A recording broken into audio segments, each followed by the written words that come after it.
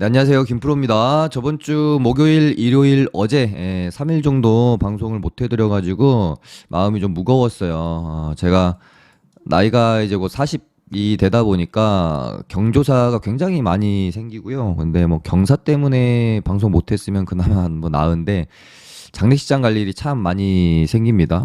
그래서 건강에 대해서 다시 한번 누구나 알고 있지만 머리로만 생각하지 좀 이렇게 실천하기는 힘들잖아요. 일이나 뭐 이런 것보다 일이나 돈보다 건강을 챙긴다라는 게 실천을 하기는 힘들죠. 근데 다시 한번 역시 건강이 최고인 것 같다. 그래서 우리 시청자분들도 조금 천천히 가더라도 조급함을 내려놓으시고 물론 이제 치열한 주식 시장이기 때문에 정말 뭐 몸을 인생을 갈아 넣어야 어떤 경제적 자유에 도달할 수 있는 것은 또 분명합니다. 어설프게 해가지고는 또 안 되는 시장이긴 하죠. 근데 매 순간 최선을 다해서 진중하게 공부하고 경험하고 매매를 하시되 기간을 너무 내가 앞당기려고 몸을 막 갈아 넣기보다는 그렇게 하면 이제 건강을 잃으니까 나중에 주식으로 이제 돈 벌었다 했는데 몸 망가지면 안 좋잖아요. 저도 사실은 주식 오랫동안 하면서 뭐 허리나 목 디스크 때문에 굉장히 고생을 많이 했고 저 같은 경우 이제 디스크가 너무 심해가지고 이 주식을 좀 포기하고 싶다 혹은 이 업을 못 하겠다 이런 생각까지 할 만큼 좀 아팠었기 때문에 돈보다 건강이 항상 우선이다라는 것을 저는 이제 아주 오래전부터 알고 실천을 좀 하고 있는 편이에요. 그래서 항상 저는 뭐 무리한 어떤 매매보다는 보수적인 매매를 지향하는 걸 다 알고 계시지 않겠습니까? 아무튼 뭐 지금 굉장히 이렇게 주식에 매진해 있고 뭐 열심히 하시고 계신 분들도 많이 계실 텐데 우리가 이제 뭐 조급함, 욕심 같은 것들이 결국은 하나도 도움이 되지 않고 오히려 뭔가 천천히 가는 게 돌이켜보면 항상 가장 빨리 가는 길이었다 라는 게 주식시장에서도 어느 정도 이제 통용이 되기 때문에 너무 급하게 마음 먹지 마시고 주식시장 항상 열리고 나 죽을 때까지 열리는 게 주식시장이니까 당장 뭐 이번 달 혹은 뭐 1년 안에 2년 안에 큰 돈을 벌어야지 마음보다는 조금 천천히 평생 먹고 살 수 있는 기술을 습득하겠다 이런 마음으로 조금 하시면은 건강도 챙기고 언젠가는 또 경제적 자유도 이루고 그럴 수 있지 않을까 생각합니다. 네, 오늘 코스피는 마이너스 1.10% 하락, 코스닥은 마이너스 1.56% 하락 마감을 하면서 고점 대비 코스닥이 6% 가까이 밀렸나요? 6.5% 가량 하락이 나왔네요. 거의 이날 정도 반등 하루 나온 걸 제외하면은 거의 뭐 다이렉트로 떨어졌다라고 봐도 무방하다. 그래서 5거래일 약세를 보였고요. 3일간 거의 이제 뭐 투매 뭐 급락까지는 아니지만 그래도 뭐 2%대로 이렇게 하락이 나왔기 때문에 보통 이제 이런 어떤 뭐 투매장이 아니라면은 3분봉 정도 출현하면 기술적 반등은 하루 정도 나와주거든요. 그래서 내일은 그래도 반등이 한 번 정도 나올 것 같고 일단 뭐 미국 증시도 이틀 정도 음봉이 나왔으니까 요 정도 구간에서 반등은 한 번 나올 것 같다. 근데 뭐 반등이 나왔다가 이제 박스권 플레이로 이렇게 좀 갈지 반등이 나왔다가 다시 저점을 깨고 추가 하락이 나올지 요 부분이 좀 뭐 지켜봐야 되겠죠. 지금 뭐 시장을 예측한다는 거는 뭐 말도 안 되고요. 그냥 그날 리스크 관리하면서 비중 조절하면서 대응할 수밖에 없는 영역인데 일단 제가 가지고 있던 생각은 뭐였냐면 요 정도 이제 구간에서 시장이 조금 답답하고 힘이 없어서 상승은 좀 제한적일 것 같아서 조만간 가격 조정이 나올 확률은 좀 있겠다. 근데 가격 조정이 나오더라도 이런 지금같이 급락의 형태보다는 큰 가격 조정보다는 저는 뭐 많이 하락해봐야 한 800포인트 정도 생각하고 이렇게 박스권 플레이가 지속될 거라고 생각을 했었습니다. 결과론적으로는 어긋났죠. 제 생각이랑은. 그렇게 생각했던 이유는 뭐냐면 지금 8월에 투심을 뭔가 뭐 자극시킬 만한 이벤트가 잭슨홀 미팅 말고는 없어요. 근데 잭슨홀보다는 9월에 있을 CPI 물가지수 발표랑 FMC 회의가 훨씬 더 큰 이벤트이기 때문에 그 전까지는 시장이 좀 잠잠하게 지금처럼 답답하게 흘러갈 가능성에 저는 조금 더 포커스를 둔 건데 제 예상과 다르게 일단은 가격 조정이 생각보다 급하게 진행이 되고 있는 상황이다.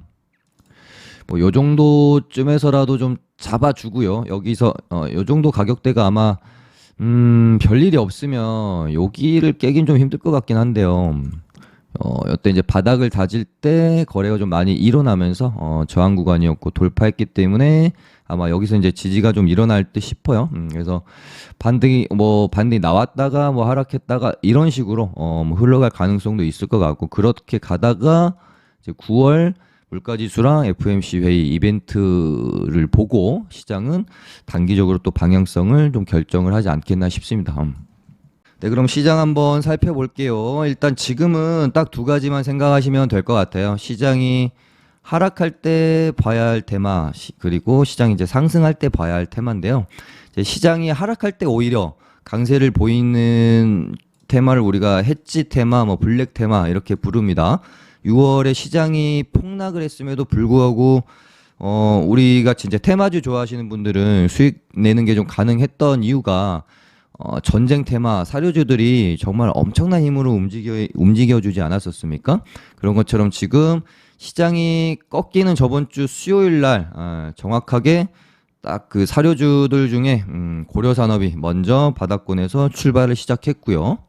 일단 뭐 재료 자체는 다시 한번 곡물 가격 상승에 대한 재료, 그리고 9월 물가지수 발표를 앞두고 뭐 인플레이션에 대한 다시 한번 어떤 뭐 공포감 가지고 재료를 좀 만들어내고 있다라는 느낌이 듭니다. 그래서 고려산업이 움직였고, 어제는 미래생명자원, 그리고 최근에는 원래 가장 좀 대장이었던 앤데 한일사료가 움직임이 나오면서 이 세 종목 정도가 지금 시장의 어떤 사료주들 대장 역할을 하고 있는 상황입니다. 그래서 뭐 당연한 소리지만 시장이 뭐 우리 증시보다는 미국 증시가 큰 폭의 하락이 나왔을 때 오전에 얘네들이 뭐 갭을 높이 띄운다든지 슈팅이 좀 나와준다든지 하면서 강한 모습을 보이니까, 내일 미국 증시가, 그러니까 오늘 밤 혹은 이제 내일 새벽에 미국 증시가 하락이 예상될 때는 얘네를 좀 뭐 베팅을 해서 가지고 있으면 되는 거고, 미국 증시가 반등이 예상될 때는 가지고 있지 않고 좀 조정이 나올 때 그런 구간들을 이용해서 이제 매수 타점을 좀 잡아보면서 박자를 좀 잘 맞춰가시면 될 것 같습니다. 그래서 뭐 예를 들면 오늘 같은 경우는 물론 아직까지 뭐 미국 선물이 이 정도 가지고 본장에서 방향을 결정 지을 수는 없으나, 미국 증시가 그래도 한 2음봉이 크게 나와줬기 때문에 반등이 하루 정도는 좀 나올 가능성이 있다라고 보여지고, 우리 증시도 3음봉이 떨어졌기 때문에 막 6월 같은 이런 대폭락장이 아니라면은 보통은 3음봉 정도 떨어지면 반등이 그래도 하루 정도는 나옵니다. 그래서 내일은 물론 어떻게 될지 모르지만 시장의 반등이 조금 예상이 되기 때문에 얘네를 혹시라도 뭐 가지고 있었다라고 하면은 오전에 좀 잘 정리를 하고, 그리고 우리 시장이 오전에 이제 하락했다가 반등이 꽤 좀 세게 나왔어요. 이러면서 이제 사료주들도 오전에 이제 고점을 만들고 이제 하루 종일 좀 약한 모습을 보였었거든요. 이런 식으로 박자를 좀 잘 맞춰가면서 매매를 해주셔야 되는 테마다라고 보시면 될 것 같고, 지금은 순환매가 뭐 옛날에 우리 생각했던 6월처럼 활발하게 돌고 있는 상황은 아닌데, 얘네가 테마라는 게 또 어느 순간에 무르익으면서 폭발을 하게 되는 거거든요. 그래서 뭐 중간에 다시 한번 시장이 예를 들면 반등이 나왔다가 저점을 깨는 구간이 혹시 나온다. 그럼 이때 아마 사료주들은 굉장히 강세를 보여줄, 이때는 진짜 공포감이 엄청 클 거잖아요. 반등이 나왔다 저점을 다시 깨면. 물론 이제 제 개인적으로는 여기 이상을 깨기가 힘들 것 같다라고 생각은 하고 있지만, 아무튼 요 정도 반등이 나왔다가 다 재차 뭐 저점을 갱신하는 구간 같을 때 사료주들 관심 있게 보시면 좋을 것 같고, 물론 곡물 가격에 대한 뭐 뉴스 같은 것들이 나오면서 추가적인 급등이 나올 수도 있고, 아니면 지금으로서 지금 사료주들이 기다리고 있는 가장 큰 재료는 아마도 이제 9월에 발표될 CPI 물가지수 발표일 거예요. 물론 이제 시간이 조금 남기는 했지만 그 안에서 뭐 이렇게 롤링을 좀 이어가다가 121선 뭐 돌파시키고 안착하는 데까지 예를 들어 한 이래서 뭐 한 2주 정도 흐름을 좀 이어가다가 9월 물가지수 발표가 시장 예상치보다 혹시라도 상회하는 발표가 나온다라고 하면 얘네는 아마 엄청난 폭발을 할 가능성이 높겠죠. 반대로 물가지수 발표가 시장 예상치를 뭐 하회한다, 라고 하면 지금 9.1%에서 8.7을 예상했는데 8.5가 나오면서 시장이 급반등을 했던 거잖아요.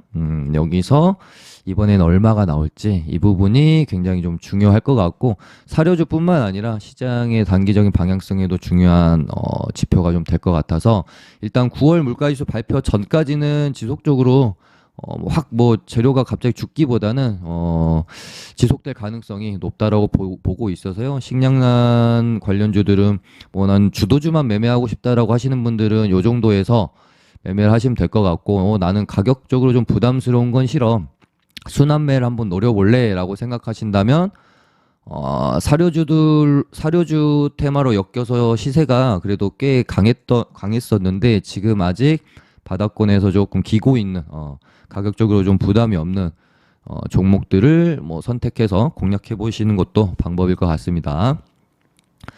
그리고 최근에 가장 어떤 뉴스의 이슈, 뜨거움 정도로만 따지면 저는 가스가 가장 강할 확률이 높다라고 좀 보고 있습니다. 지금 GSE가 대장 역할을 하다가 오늘은 1승이 치고 나오면서 대장을 하는 모습이고, 얘네도 워낙 그 테마 자체가 강해서 순환매가 좀 잘 돌고 있고요. 대성에너지가 지금으로서는 뭐 한 3등주 정도, 태웅을 3등주로 봐야 될까요? 아무튼 이렇게 네 종목 정도 보시면 될 것 같고, 뭐 가스 유가 같은 원자재 애들은 뭐 무조건 뭐 사료주처럼 시장과 디커플링이 되지는 않아요. 뭐 시장이 약세한다고 얘네가 무조건 강하지 않고, 해지 테마라고까지 보기는 좀 그렇습니다. 그래도 시장이 약세할 때 조금 더 힘을 내주는 테마는 맞습니다. 그래서 이렇게 좀 묶어놓고 제가 설명을 드리는 거예요. 뭐 그렇다고 시장이 강하다고 얘들은 무조건 뭐 조정이 나오고 그러진 않아요. 사료주들은 거의 시장이랑 디커플링 된다라고 하면 얘네들은 뭐 그렇게까지 예민하게 시장이랑 같이 움직이지는 않기 때문에 뭐 이게 너무 시장의 등락에 예민하게 트레이딩을 하실 필요는 없다라고 보여지고요. 자, 가스는 이거는 저는 쉽사리 죽을 수 있는 재료가 아니다라고 생각해서, 지금 가스 관련주를 공략할 때 단순히 가격적인 측면으로 공략을 한다라기보다는 가스 가격의 급등으로 인해서 지금 유럽이 거의 이런 식으로 가다가는 겨울이 되면 진짜 유럽은 재앙 수준이거든요. 지금 독일은 좀 문제가 심각한 걸로 보여져서, 이 문제가 만약 이제 여름이 끝나가고 곧 가을, 겨울이 오기 때문에 굉장히 큰 테마가 될 수도 있겠다라는 생각이 또 가지고 있어서, GSE는 아마도 이런 식으로 가다가 전고점을 최소한 터치 혹은 이런 식으로 돌파까지도 가능한 흐름이 지속될 수도 있겠다. 물론 가다가 갑자기 뭐 천연가스 가격이 뭐 급락해 버린다든지 하면 좀 조정 구간으로 들어가겠지만, 최소한 단기적으로 GSE를 놓고 봤을 때 한방 정도가 지금 남은 것 같다라는 생각을 지울 수가 없습니다. 오늘 이렇게 예쁘게 도지 형태로 마감한 것도 그렇고요. 이제 갭 띄워놓고 오늘 뭐 하루 종일 물량 소화를 하는 그런 날이지 않았을까 그렇게 보고 있어요. 그리고 가스가 움직여주니까 뭐 원유도 뭐 가격이 이렇게 급등을 한다거나 했던 건 아닌데, 사우디 감산 소식 뉴스가 이제 전해지면서 중앙에너미스랑 한국석유가 바닥에서 뭐 이제 가스 애들이랑 거의 이제 같은 모습으로 반등이, 사료주 애들이랑 거의 비슷한 느낌으로 바닥에서 반등이 좀 나오는 상황이고요. 가스랑 원유는 이제 같은 원자재이기 때문에 같이 분위기를 좀 타면서 갈 확률이 높다라고 보고 있습니다. 그럼 이제 시장이 상승할 때 봐야 될 테마는 뭐 요즘 너무 방송이나 매체에서 언급이 많이 되니까 모르시는 분들 아마 없을 거예요. 태조 이방원이고요. 태양광 여기다가 풍력 플러스 수소까지 해서 신재생 에너지라고 통칭을 하시면 될 것 같고, 조선, 2차전지, 방산, 원전 이렇게 시장이 상승할 때 가장 탄력 좋게 반등해 줄 수 있는 테마로 보시면 될 것 같고요. 일단 넘버원은 제 기준에서는 아직은 신재생 에너지가 넘버원이다, 그렇게 보고 있습니다. 그래서 뭐 태양광 애들은 하나솔루션 이랑 뭐 현대에너지솔루션, 하나솔루션 우선주도 물론 탄력이 좋긴 한데 일단 얘는 우선주다 보니까 하나솔루션이랑 현대에너지, 요 정도가 지금으로서는 탑픽 종목이 아닌가 싶습니다.